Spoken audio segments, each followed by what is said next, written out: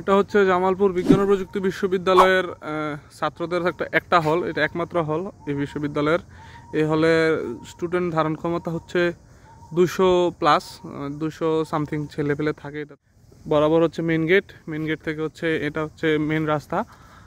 এই পাশে হচ্ছে একাডেমিক ভবন। এই হচ্ছে একাডেমিক ভবন, ওই পাশেও আছে, এই যে একদম অপোজিটে। আর এইখানে হচ্ছে ইসরায়েল। এখানে জুলাই আন্দোলনের অনেক স্মৃতি আছে, গ্রাফিতি করে রাখছে। হলের এই পাশে হচ্ছে একটা বাগান, সম্ভবত ভার্সিটি কর্তৃপক্ষের করাই বাগান। অনেক গভীর এবং অনেক ঘনত্ব এই গাছের। এ হচ্ছে খেলার মাঠ, সেন্ট্রাল ফিল্ড।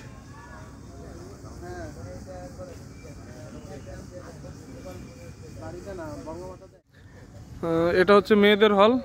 দুঃখিত, এটাতে দুইটা হল আছে ইউনিভার্সিটিতে, একটা ছেলেদের আর একটা মেয়েদের। এটা হচ্ছে মেয়েদের হল। আর এই মেয়েদের হলের নাম হচ্ছে নুরুন্নাহার হল। ছেলেদের হলের নামেরটা আগের এক আওয়ামী দোসরের নামে ছিল, এই জন্য ওটা মুছে ফেলা হয়েছে, আর নতুন নাম মনে হয় দেওয়া হয়নি। সামনে যেতে পারছি না। এটা হচ্ছে হলের পেছন সাইড। এটা হচ্ছে মেন গেট। আর মেন গেট থেকে ঢোকার পরেই হাতের ডান পাশে হচ্ছে এটা প্রশাসনিক ভবন, আর ওই পাশে হচ্ছে জনতা ব্যাংক। এটা হচ্ছে প্রশাসনিক ভবনের ভেতরের চিত্র।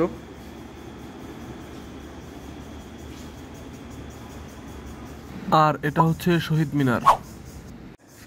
এই পাশে এটা হচ্ছে মেডিকেল সেন্টার।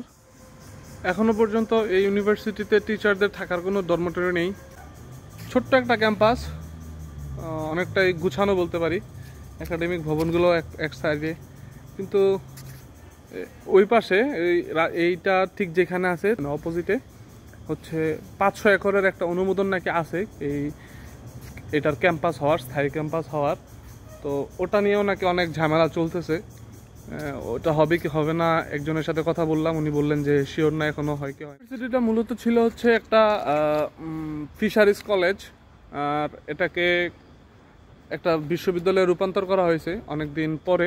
ওই ফিশারিজ কলেজের যে স্ট্রাকচার ছিল, ওই সেম স্ট্রাকচার অনুযায়ী এখনও এটাতে ক্লাস টাস চলতেছে। এবং এই ইউনিভার্সিটিতে মোট 7টা বিভাগ আছে এখনো পর্যন্ত। আর এটা হচ্ছে এই ইউনিভার্সিটির পুকুর পাড়।